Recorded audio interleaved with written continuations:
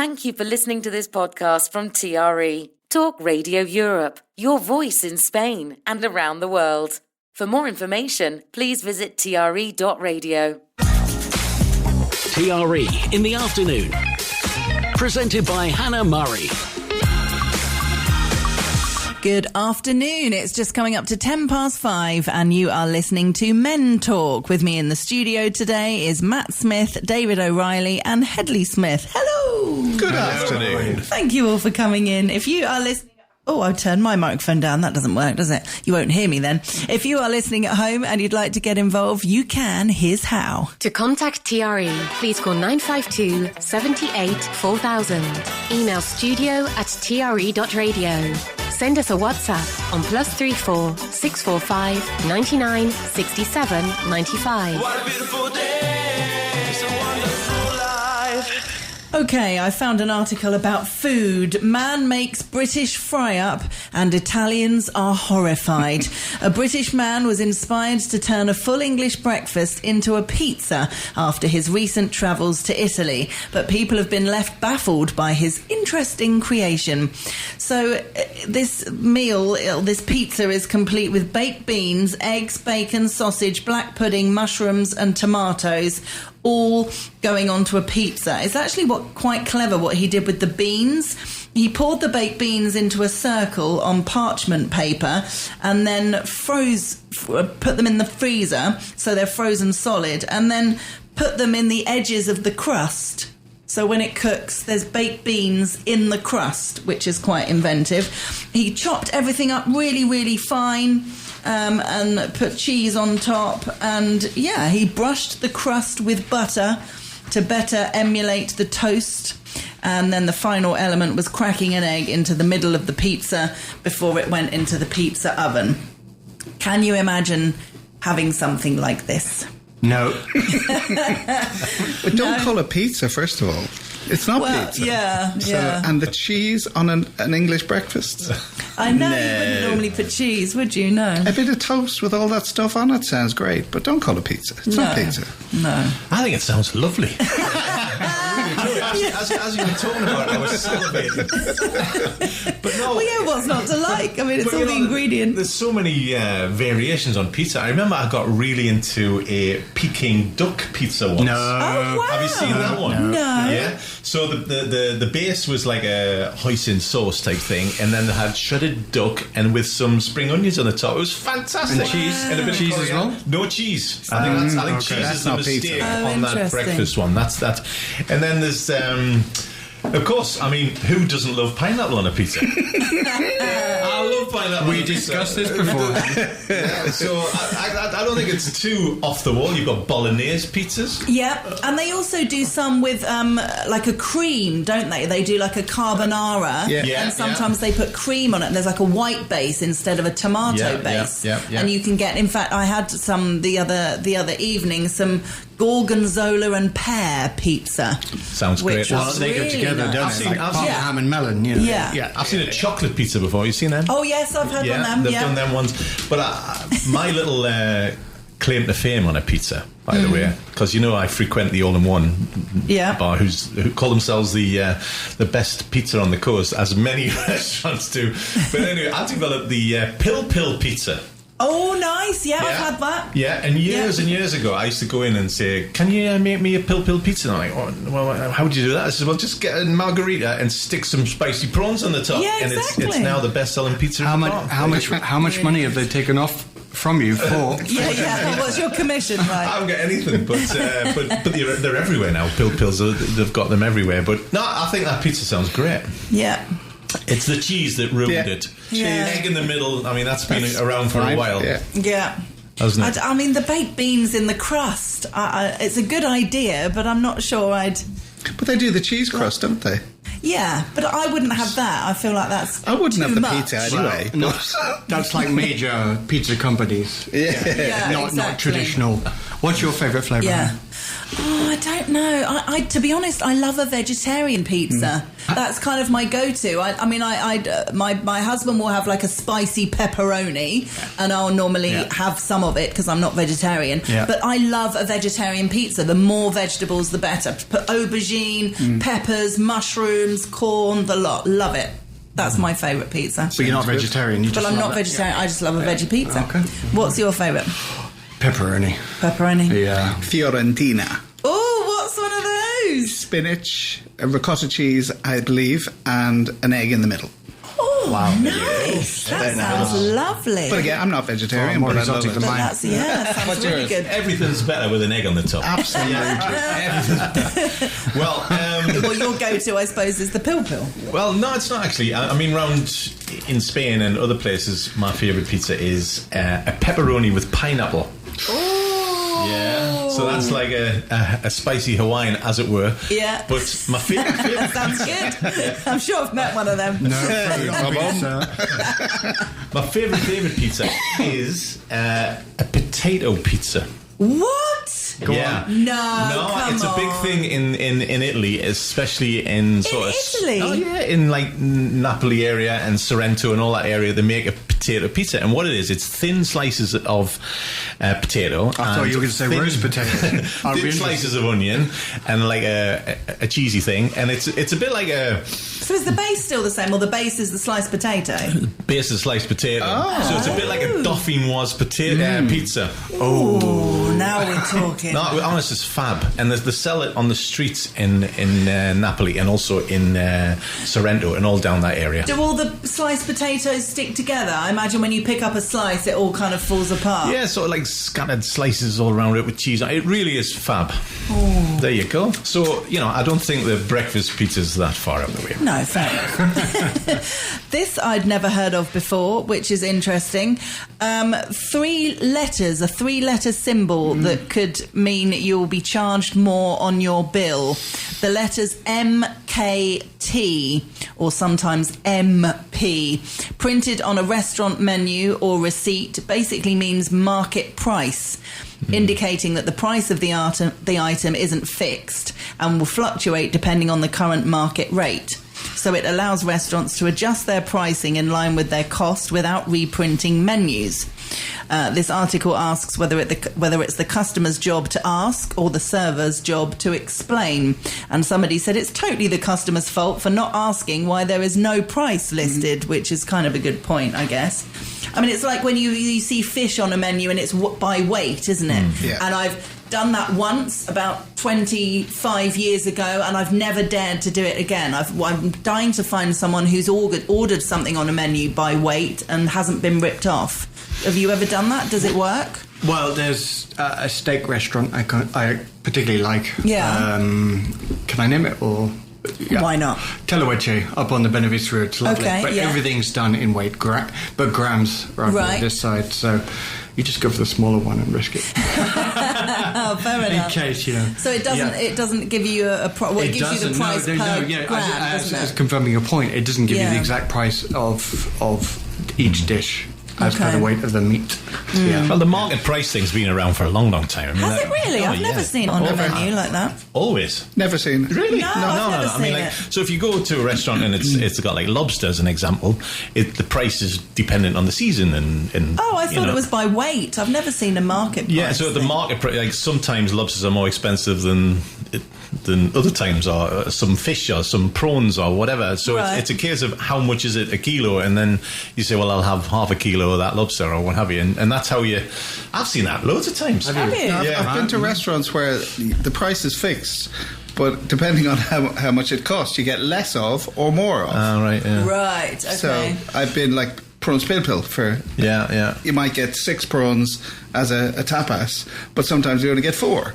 Because it's obviously cost them more to get those prawns in. But I've never seen that MKT or MP ever. No. But if I did see something on a restaurant without a price, I would ask. yeah, absolutely. Definitely. Yeah, you would Same. ask. You would ask. Would it put you off the restaurant? No. No. Unless the whole menu was like that. A salad by market price. I tell you what's really annoying in a restaurant though is when they stick that Eva on the top. Oh, Oh, that's right. That does put me off a restaurant. Absolutely boils me up. 100%. You know, like, and you go there, and then you look at the bottom, and you go, Eva not included. You go, oh, Yeah, like that's that. And, not and okay. then they stick you for the bread buns, and they stick you for this, and the Eva on the top.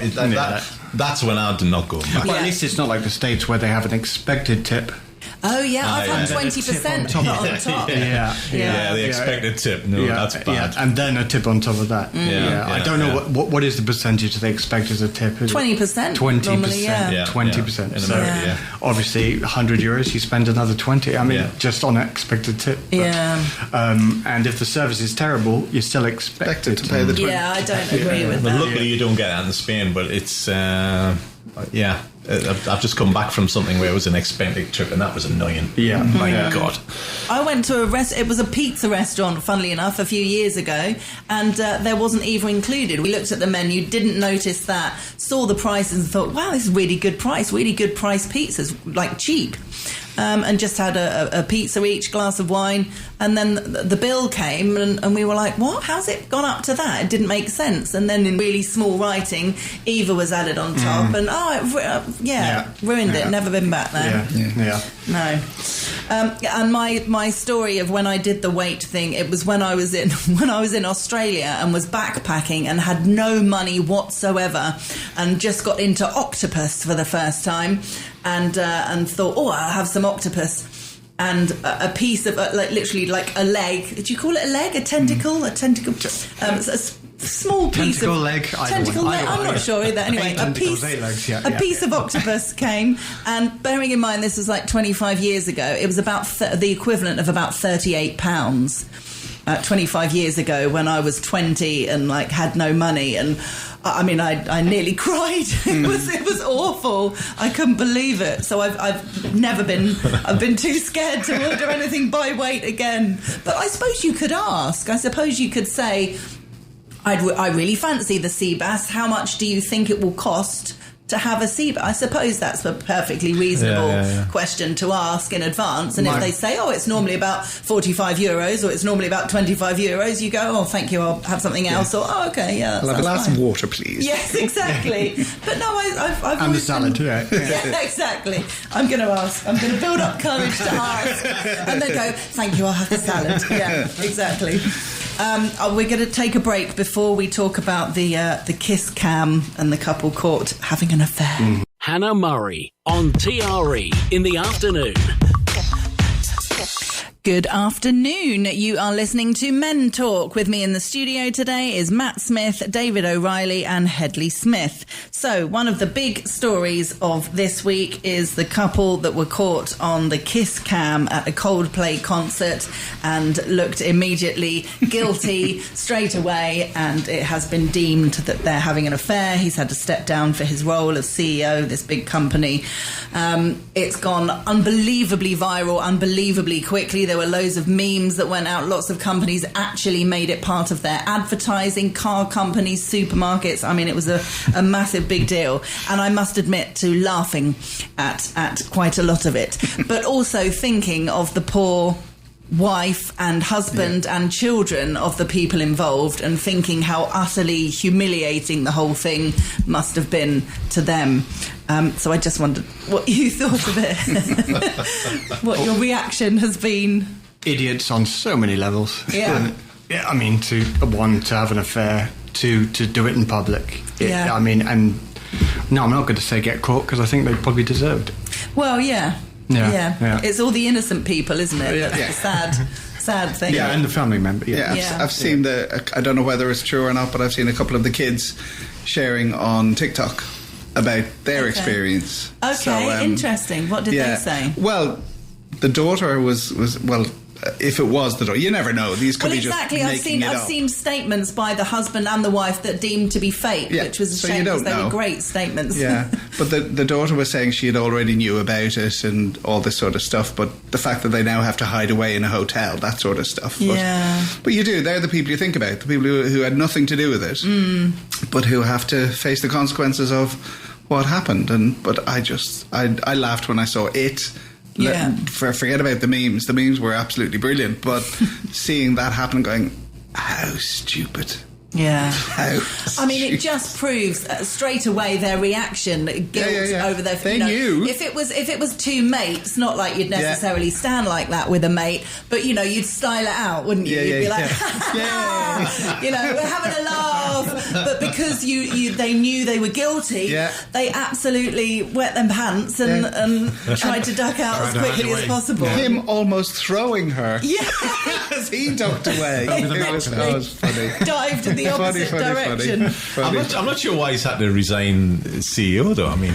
Well, I suppose it was sort of reminded me of the Bill Clinton, Monica Lewinsky thing, when you've got someone in a position of power that a lot of people are supposed to look up to and respect, that's giving people a lot of direction.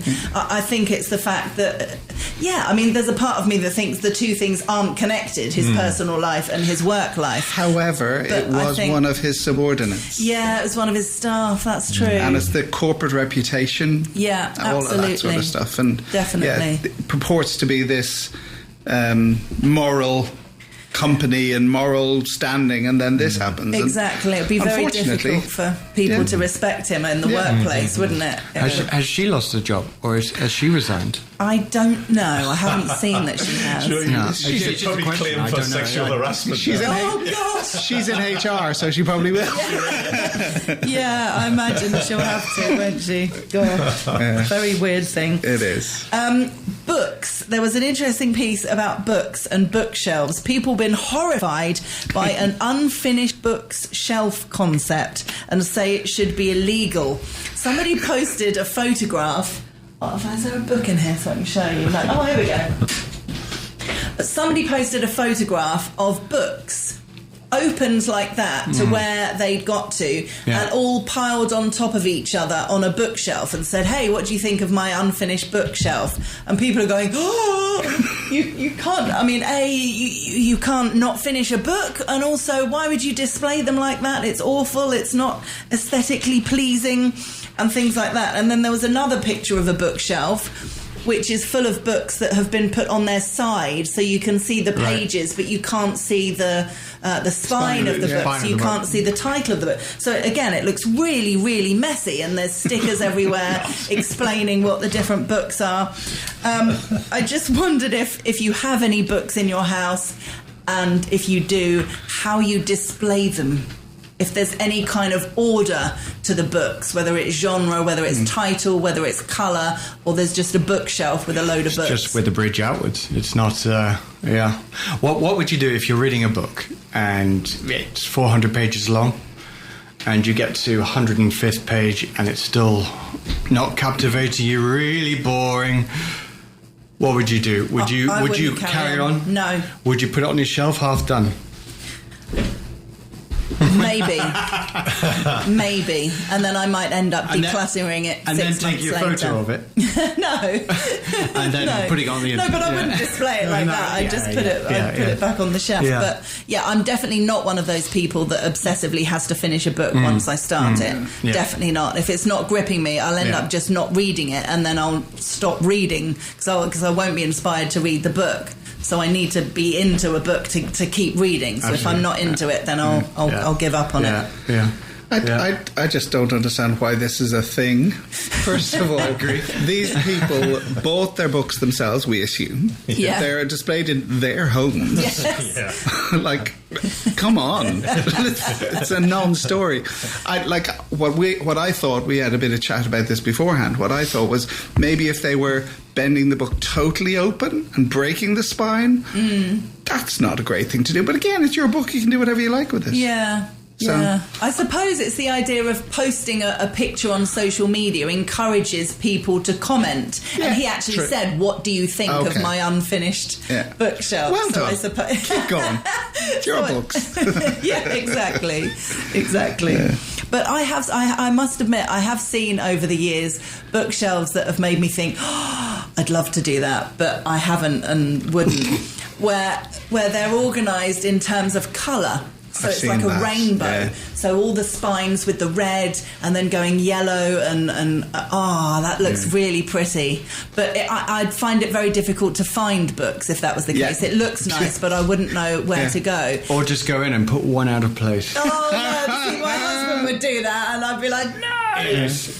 But I have them arranged in subject matter. So you know those IKEA units that have squares. Yeah. So in the different squares, I've got like one that's like house and garden books, another that's like self-help spiritual books, and so they're organised in terms of category. Yeah, I'm the same. How do you find the Yeah. time? Well, I did it ages ago, and I haven't touched them. I've got self-help, work, recipes, that sort of thing. I've got about Exactly. 6. But what I have to do sometimes, because I've got too many sometimes, Yeah. I declutter every couple of years, but so I've got two lots of books, so I don't know what's in the back. So I've only got the ones in the front, and so that's a bit of shame. Oh yes, you wouldn't know what's in the back. No, but hey, Do you remember the names of books you've read?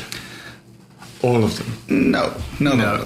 Do you remember the authors? Yes, but do you remember the names No. of the books you've read? Oh well, ones that have made an impression. Well, yeah. yeah. But I mean, there'd be loads, wouldn't there? Yeah, So it yeah. would be.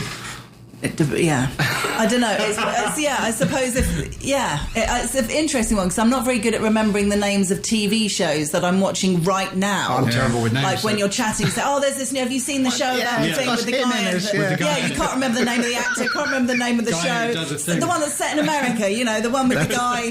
That's an age thing. Yeah, Comes to all of us. Yeah, but then if somebody said, "Do you remember that book you read about the set in a certain place?" I might be able to. I'm sure I would be able to recall the name title. an author. Name an Yeah, author. yeah, I yeah. host the book show. Name and premise, rather, of the book. Yeah. Yes. Yeah, exactly. I've read books 2 or 3 times and forgotten I'd read it.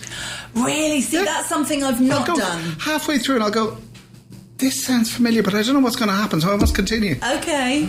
But yeah. I remember rereading books as a child, but as an adult, I definitely don't do that. Just because there's so many books I Yeah. want to read, I want to kind of get on to the next The one. great thing about Kindle is Yes. you can't do that again because it shows you've read it. Yeah, exactly. That's true. And I definitely use my Yeah. Kindle. I love that. We better take another break. Hannah Murray. TRE in the afternoon. Good afternoon. You're listening to Men Talk. With me in the studio today is Matt Smith, David O'Reilly and Headley Smith. This article says Lamborghini, women prefer men in a Fiat Uno. Famously one of the most compact hatchbacks, it has an engine more donkey than horsepower. But men who drive a Fiat Uno, available for under £2,000 and not known for its sex appeal, may have the last laugh because it seems women find them more attractive than men behind the wheel of a Lamborghini. A study suggests that women are more likely to see the flashy cars, which can cost up to £600,000, as a sign a man is boastful and narcissistic. Previously, such supercars were seen as the equivalent of a peacock's tail when it came to attracting a mate, because they imply good genes and a healthy bank balance. So, how do you feel about cars? Is it something that you're interested in? Do you like a nice car? Does it have anything to do with women, or is it just liking a nice car? All that kind of stuff. Well, Go on, Headley. Go on. I'm sitting on the fence a little bit. No fences here. Don't get me started on this one. No, seriously. A friend of mine has a supercar rental company, and he's busier and busier and busier than ever. And there's more and more of these supercar rental companies. But like, what's it all about? I mean, they're just driving around Port Portobello. Who rents them? Or what sort of demographic? Yeah, typically sort of 30-year-old guys. 30-year-old guys, sort of often a bit Arabic ones as well, like just the flyboys really, and the thing that they're going to pull all the birds by like driving around Port Banús, and if they get a port pass included, that's even better. On the front. They can do 20 laps, and see what happens. Yeah. But every time they drive past me, I just look at them and go, really? Like, get a life, man. I mean, It's because we're getting older. Yeah, possibly, but it's interesting that because I've always thought, are women really taken in by this or what? Are they really but it must work because people keep doing it, and they keep renting them. But I mean, you know, who would I really think want it's to? also the thrill of driving the car. Yeah, definitely. I'd like to drive. Yeah, absolutely. But you can't round drive a track, car fast around here. Exactly. Well, I'd rather do it round a track when you can like those track days and things, because I've never understood the point of getting these really fast cars when you're not allowed to legally drive them. They're not renting them to go fast. No. Right. No, not at all. They're renting them to pose around. Quite frankly, it's a Marbella thing, isn't it? Yeah. You know, and it's laughable, really. I think they just make a joke of themselves, quite frankly. Agreed. I remember, I have to tell you a story. When I was a teenager, well, we're living indoors, I would have been like 14, something like that, I reckon. And me and my mum and my grandma, her mum, were standing there. We were in town, and and it was very unusual. This is a little Dorset village, so you would not normally see supercars in this little Dorset village at all. And this big red Ferrari zoomed past us, and we all kind of looked as he went past, more of the noise and the colour and oh goodness, like that, and just kind of watched it go past. And my grandma just went, "Small Willy," which I thought was hilarious. As a 14-year-old, I was like, "Grandma." So the guys that drive small cars. Well, yes, exactly. Bring on the Fiat Uno. Oh dear. But no, I don't. I'm not aware of me or women that I know taking a massive interest in the kind of car a guy drives. Yeah. I'm not aware of it being like a massive thing. I mean, I know that I like to see a nice car, and I'll be like, "Oh, that's a nice car," but I wouldn't be more attracted to a guy because of his car, or less attracted to a guy because of his car. Is it not the other way? You know, some guy gets out of his flashy car with his sunglasses on and struts his stuff, or is it not the other way? He's less attractive.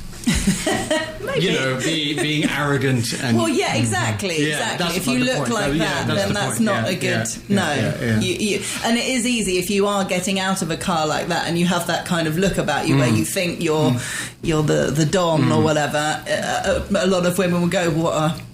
You know, call him a name under their breath. Yes, you won't go, "Oh, look at him." I know your granny mentioned one compensation, but there are other things that guys who seem to do that, they're trying to compensate for other things, which for me would give a red flag. Why do you think that's so important? Yeah. This is a massive generalisation and jumping to conclusions that could easily be wrong. But you are likely to look at someone like that, especially if they're, trying to look like they're really important and special, and judge them in a very negative way and assume that they're arrogant and probably not very nice and maybe even not that nice to women. And, you might have this massive judgment.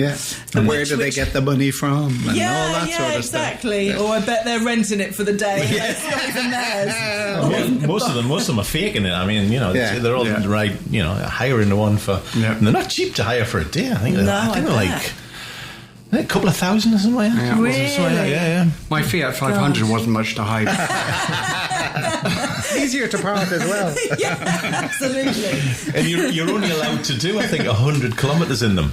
You're not allowed to go like on a big drive. You're only allowed to do so many kilometres. So you just go around. Port, the port 100 times. There you go. There's an article here talking about crying. If you've ever seriously riled your wife, it might be worth turning on the waterworks to calm things down. That's because crocodile tears are more believable when they come from men. This is a weird thing. We talked about this last week on Women Talk, and it kind of evolved into a conversation about men crying and how we sort of felt about men crying, whether it's a good thing and it shows strength as opposed to weakness. How do you, as men... So what was the answer? What was the outcome? We all thought it was a great thing, and it does show more strength if a man cries as opposed to stiff upper lip and no, I'm fine, that kind of thing. So be honest. How are you with I'm crying? A crier. Yeah? I'm quite a movies, blah blah blah. Yeah. Anything that's happy. Sad. Happy. In between, I'm boiling my eyes out. And do you know why? Have you always been like that? I think it's not sensitive soul. It's sensitive. Thank you. Okay. Thank you. I'll take that. There we go. Yeah. I'm a crier too. Yeah. As well. Yeah. I think it's also, I was given the opportunity as a child to know that it wasn't anything wrong to cry. Good, yeah. And I was brought up with 3 girls as well, and they cried all the time. So. But it's just, I've never thought of it as anything other than the need to do an emotion, it. Yeah. I don't cry just because actually I do. If I see a really, really nice advert, especially at Christmas time, I'll cry. Oh, definitely. The Christmas adverts, they get you right. Oh my God. Absolutely. I'm filling up already. Oh, there you go. That's contagious. I'm a crier. Like confession time. It is. Go on, are you the same then? I wouldn't say I'm as, crying as you two. I beg you to finish that I don't know what you mean. Newcastle, thank you very much.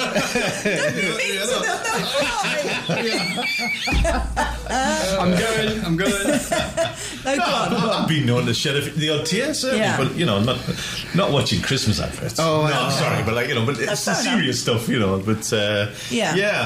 there's nothing wrong with that. You got to let, otherwise you'll explode. It's a fuse, isn't it? It's definitely. a fuse. And it is a healthy thing to do, I think. And something that I've found is I can cry for a very, very short period of time and then feel a lot better. Yep. Obviously, if something dramatic's happened, it can last for a lot longer. But even if I am upset about something really serious, I could, and it could be triggered by watching something on TV when somebody dies or whatever, and straight away, it gets you there. And I can have a cry and then relate it to something in my life and express that, and then and pause the TV while I'm kind of going through something for a couple of minutes, and then go, I'm okay now, wipe my eyes, press play, and we're back on with the thing, and it just feels like a really healthy expressing of emotion, and then carrying on. I think the interesting thing is you can't just group all men into this. No. Do you cry? Do you not cry? We're all different, whether male or female. It just depends on your emotions and how the people are. So you can't just. It's not like black or white, men or women. Do you know what I mean? It's Absolutely. But no, I think the message is that it's absolutely okay to cry as a man, and just so you know that women think it's sort of healthy and better that if a man is able to cry it's not a sign of weakness, I suppose. No, exactly. And a lot of men have been brought up to believe that. It does come from childhood. Normally a father figure saying, don't cry, son, and stiff upper lip and all that kind of thing, making you feel like in order to be a man you can't show your emotions, kind of thing. Real men cry, that's what they say. Real men cry. There you go. Absolutely. But it's often a sign of depression, actually, as well, isn't it, crying? It is. It can be. It can. It's like I've identified a few people that I know who are just crying like for no reason. I'm going, I think you need to get that checked out, to be honest, because it's it's the number one trigger on if you a sign of depression if you just sort of burst into tears for the slightest thing. Yeah, is that the same for women? I was going to say for women, it's more likely to be hormones, I would say. Yeah, but sure enough, there's a couple of friends of mine who got to get checked out, and they were, Yeah. Interesting. Would the same thing apply? And this is a serious question. Would the same thing apply? Because my reaction for women was hormones. Could the same thing be said for men or not? Because we have obviously different hormone levels. Do you know what I mean? If men, you guys are on a totally different level. That's what I mean. If men have an imbalance in hormones, I think there definitely is. Could there be a... Not to go into sort of psychology in any way, shape or form, because I'm not, but depression is because of an imbalance of chemicals within your body. Yeah. Yeah, it is, yeah. Some of which could be hormones. Absolutely. Okay, absolutely. yeah, I say that I don't suffer from menopause, I suffer from womenopause. But I get hot flushes. I do. Really? Yes. Wow, there you go. I know I'm a man of a certain age, but I didn't expect that. No. Yeah, but... thank you for your sympathy, hot flushes. Very kind. We appreciate it. You're very welcome. I don't want any more, though. That's all I want. No pain, no nothing. Yeah. Stop there. Children see AI chatbots as their pals. An increasing number of teenagers see AI chatbots as people, share intimate details with them and ask them for advice. 35% of children using AI chatbots such as ChatGPT said it felt like talking to a friend. When a researcher said they were sad, ChatGPT said, "I'm sorry you're feeling that way. Want to talk it through together?" How do you feel about that? Powerful.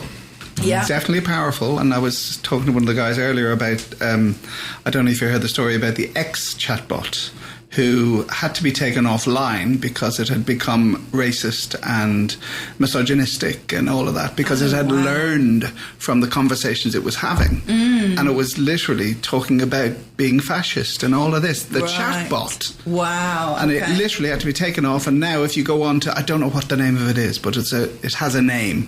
Like, it's not Alexa. Oh, I hope there isn't one in here. ChatGPT. No, there's an one that's not available anymore. No, it's back up now. Oh, it is. But when you go in and say, "What did you mean by this?" it apologises. Right. But the ChatGPT stuff it's unbelievable. It's just not regulated enough at the moment, is it? Which is a bit worrying when I have 3 small children. Yeah. You know, and they obviously have their phones, and it's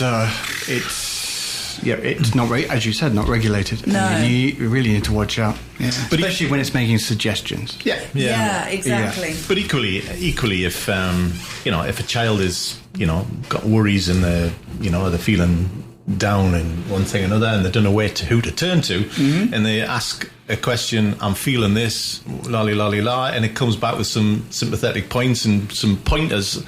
I don't see that as such a bad thing. But what if it's a problem? What if it doesn't? What if it does the opposite? That's the thing. That was my first reaction, Headley, to be honest. We discussed this one last week on Women Talk, and I said, well, if the child isn't able to talk to their parents or a school teacher or doesn't really have any great friends, then it's a positive thing that they do have an AI bot to chat to that's giving them helpful advice. But yeah, the issue is we don't know that it's giving them helpful advice. And a story that I hadn't heard of or picked up on, 2 of the women on the panel last week said that an AI bot drove a child to take his own life. Really? Well, because he was saying that he was depressed and saying that this is what he wants to do. And until you train the AI bot to react to you in a certain way, and you can ask it to react to you in a negative way, you can train it to swear, all kinds of other things, they're kind of on your side. They're being supportive. So if you're saying, this is what I want to do, the AI bot, well, if that's what you want to do, and that's horrendous. My question is, a young child, 10, 11, 9 even, when they are speaking to an AI bot, do they know exactly that they are speaking to an AI bot? Or do they think they're speaking to somebody else? Yeah. Which is the concerning thing for me. Definitely. Yeah. And something I also thought, we can't blame the kids for this, because the reality is, if this was available when we were young, we would have been right on it, thinking, well, this is fun. Yeah. Even the idea of getting an Alexa or whatever and saying, oh, what's the weather going to be like today? And getting a reaction was exciting when it first happened, because we hadn't been able to do that before. So again, having this available, being able to type on your computer, I'm not feeling well today, do you think I should go to school? And getting replies saying, well, if you don't feel well, maybe you shouldn't go to school. How cool is that? Yeah. I mean, you'd love it, wouldn't you? Just tell your parents you have a cold. Yeah, exactly. I wouldn't go back to being a child now. No. I wouldn't. I'm very lucky I didn't have all of that. Yeah. Good luck, Matt. Thank you. Oh, dear. We better take the last ad break. Hannah Murray, TRE in the afternoon. Good afternoon. You're listening to the last part of Men Talk. With me in the studio today is Matt Smith, David O'Reilly and Headley Smith. They've already been criticised for their inability to follow pub etiquette when it comes to ordering at the bar, but Gen Z probably don't need to worry too much, as the majority are unlikely to be having more than one drink anyway. Almost half of young drinkers never have more than 1 glass of wine, while a further 39% rarely have more than 2. Today's 20-somethings appear to be teaching their parents and grandparents a thing or two about living a healthy lifestyle. More than a quarter admit they always have half-empty bottles of wine in their fridge for an average of a week before they're polished off. I just thought this was an interesting one. And whether your sort of drinking habits have changed as you've got older. Have you ever been the kind of person that would go to a pub or a bar with the intention of having a drink, and then leaving? Or do you always go, this is fun, and stay a little bit longer? And has that changed as you've got older? If you don't mind talking about this subject, you can talk about a friend if you'd like. So you're saying that the young people now just have one glass of wine? Is that... Yeah, they're not into drinking as much as we were at their age. That's what, or our previous generations were at their age. Yeah, they're a lot more into sport. And I've got lots of friends who've got kids who are 18 to 23, and they go out for a coffee, they go and play sport together. Then the generation in general, obviously not everybody, but in general, they're much less into drinking. Well, good for their health and bad for the pub industry. Well, yeah, absolutely. Good for the pocket as well. Yes, definitely. Save a lot of money for sure. Definitely. Yeah, I mean, you'd go out to meet friends for an evening. Yeah, they would, and they just have a 1 or 2 drinks, and then go home or drink non-alcoholic drinks. I don't know. Yeah, I think that's my question. Well, if they're going out for a whole evening, then then they wouldn't, would they? No. I suppose it's the idea of maybe going for a drink after work, but not ending up staying the whole evening. Oh, should we get some beer snacks? Oh, should we go for dinner? And turning it into a whole thing. They're much more disciplined and able to go for a drink and then go home. Good on them. Yeah. Is this in Britain, is it? Or is this, this is in Britain? Yeah. I can understand that. Well, the price, I suppose. Yeah, I mean, £9 for a glass of wine or something like that. It's really it's expensive, ridiculous. yeah. How much for a pint now in Britain? Because I haven't lived there in years. So. Well, it all depends where you go, but I would, average. Anywhere between sort of 6.5, 7 to 9 and 9.5, I suppose, for a pint of beer, which is ridiculous. Yeah. Maybe they just can't afford it. Well, that could be a thing. Yeah. A glass of wine. I mean, even if you went to get a bottle of wine in a bottle of Pinot Grigio or something like that in a normal bar, you're talking like £30. Yeah. For a bottle of wine. It's madness. Yeah, it's a lot. They're just skin. Yeah. It's an expensive hobby. I don't know. Yes, it's an expensive hobby. This article, we can just pick a few bits out because we've got 3.5 minutes left. 50 lessons I've learnt at 50. This is written by a woman, and I know that none of us are women over 50. But anyway, we can pick out some things that we may or may not be able to relate to. One of the things she says is, which made me laugh, it's really okay not to like gardening. How do you feel about gardening? Is it something you've ever done? Have you got into it as you've got older, or have you never been into gardening? I love gardening, but it's okay not to. It's okay. Absolutely. Yeah. No, I'm personally. No, I love it.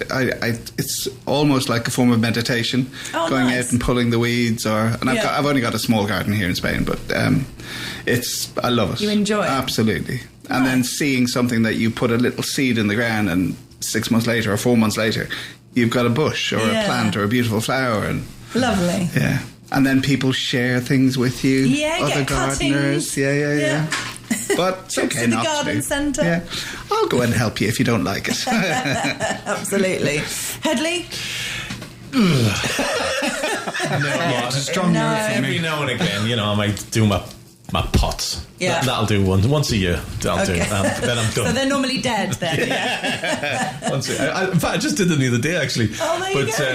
I was sitting in my little terrace thing, and I'm thinking, God, it's awful out here. Look at the state of it. So I just had a mad moment. It took me like 2-3 hours to go and buy a load. The plants aren't expensive. €2 or €3 absolutely. for it. It's just keeping them alive. Yeah, that's the hard bit. Yeah, that's the hard bit. Yeah. Matt? It's a hard no from me. Oh, really? Something you've not... I'm not a fan. No. Yeah, too much. Just something I'm not. It's just interesting. Fair enough. I've massively got into it in the last, I'm not sure how long, maybe 6 months, maybe even a bit longer. And I literally water the garden either every day or every other day. And I really enjoy it. Traditionally, I was literally one of those people that, get me a plant and I'll just watch it die. That's me.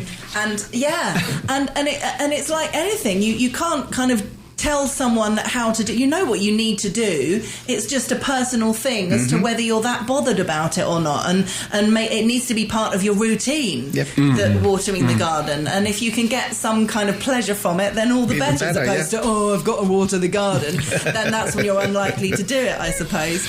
And I've really I'm really enjoying it, and I can't believe how many things are still alive, which is again is really exciting. Do you have a full array of plants or a lawn or both? Both. Yeah, got lawns and got some plants and herbs and things like that. Can you name me all the plants? No.